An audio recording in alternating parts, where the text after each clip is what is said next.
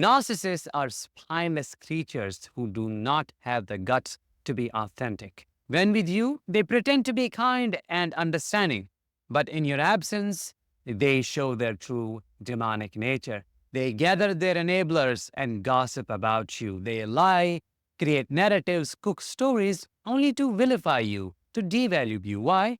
Because either they're jealous of you or you have given them a big narcissistic injury. They do not gossip like normal people do. There is a style to it. And that's what we are going to talk about in today's episode.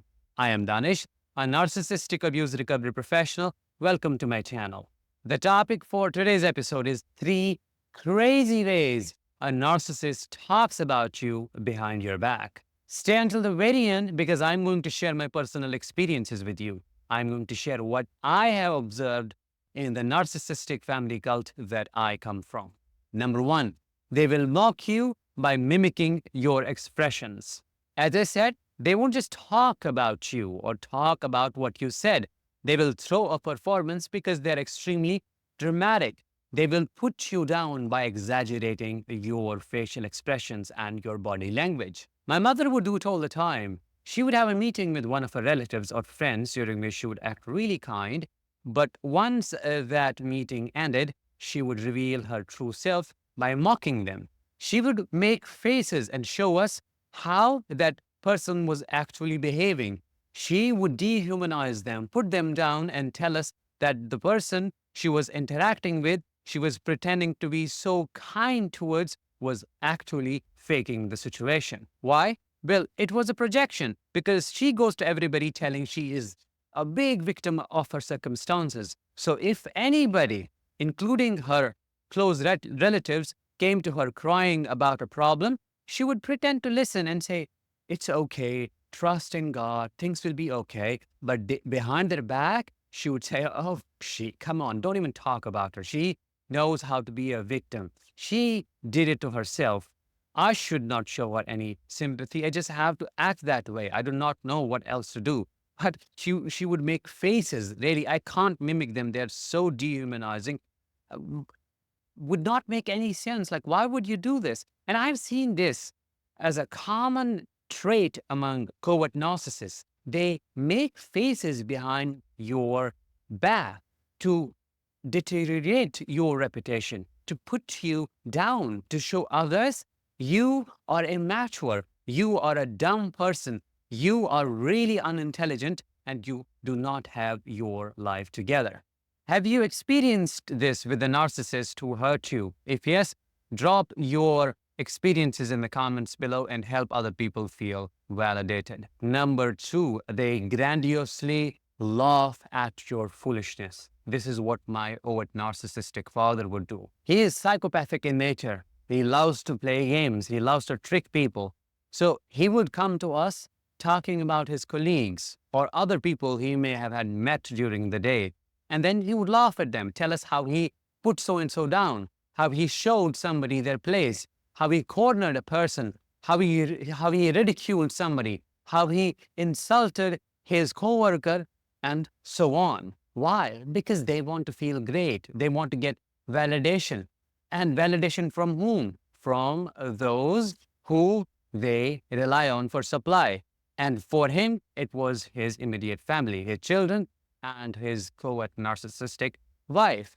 There was a very strange trauma bond between them, those two narcissists. He hated her. He truly hated her.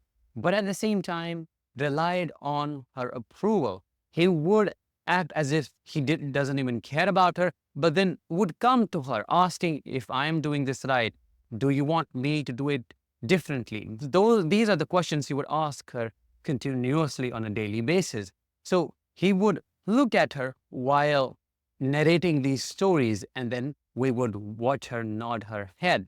It's as if the dead inner child in him was seeking some kind of approval from my covert narcissistic mother. He would wait for us to laugh and agree with him and say, yes, you are great, Dad, you're amazing, awesome, do it more, destroy people more, cause them more pain. That's great, they deserve it. You are the victim, but he didn't want to hear this. As I said, he was grandiose. So he would laugh at them. He would exaggerate things. He would make up things. He would intentionally put them down, their achievements down, show that they're way down in the hierarchy. They are nowhere near him. They haven't achieved anything like him.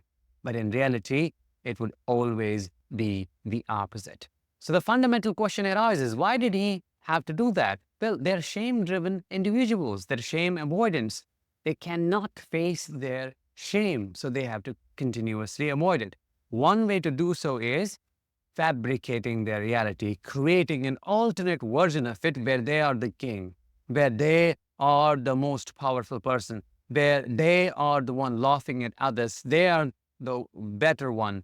They are the one who has got it all together, who knows everything about everything. And that is what he will do through that conversation with us. Well, it was never a conversation. We were never allowed to ask questions like, but don't you think that is wrong? Don't you think you should have treated that person kindly? Don't you think you should have helped? No.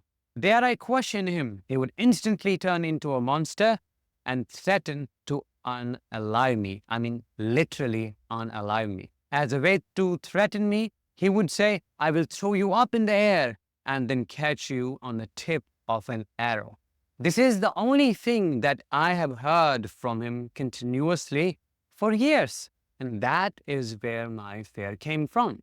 Number 3, they'll bark like a rabid dog out of their rage. It is done out of sheer powerlessness. Once they lose power and they have been given a big narcissistic injury, they cannot do anything about it. They have zero control over it. It's unbelievable to them how their narcissistic false self was challenged, how their ego was attacked. And when they cannot do anything about it, when they cannot hurt you directly, they talk about you behind your back to every person who will listen. They'll cuss and curse, they'll yell and scream, they'll plot and plan, they'll think of taking a revenge. They will talk to anybody who will listen. They'll put you down as usual, but they'll be really, really angry. My father would talk shit about my grandfather every time he would reprimand him. My mother, after being physically abused by him, would go to her father, cry out of pain, and that was valid. He would then call him, my father, and they would have a back and forth, a fight, a conversational fight. He would then come to me and say the most horrible things and shave him brutally. I mean, he would stoop really low to just show he is nothing and how dare we, and I am going to do this and I'm going to do that. Such a hypocrite, because he ended up doing nothing. The main theme was, I'm going to divorce your mother. I wish he had, but he never. On the other hand, my covert, passive-aggressive, narcissistic mother would sulk and put on a miserable face. She would sit in a corner of her room and would wait for us to come to her and ask, what was going on? Why are you sad? Please tell us, mommy. She would make us beg and cry as if punishing us for somebody else's crimes.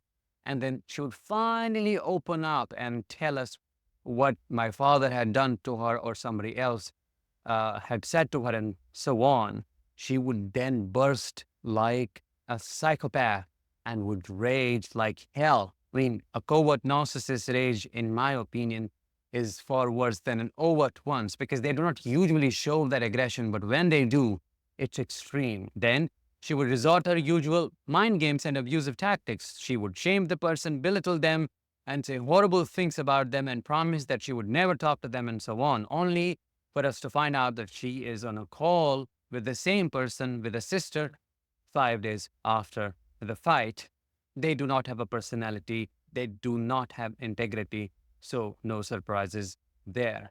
With that, let's bring this episode to an end. Let me know if you have experienced any of these, and if you resonate with mine. I'll talk to you in the next one. Until then, as always, let the healing begin and continue.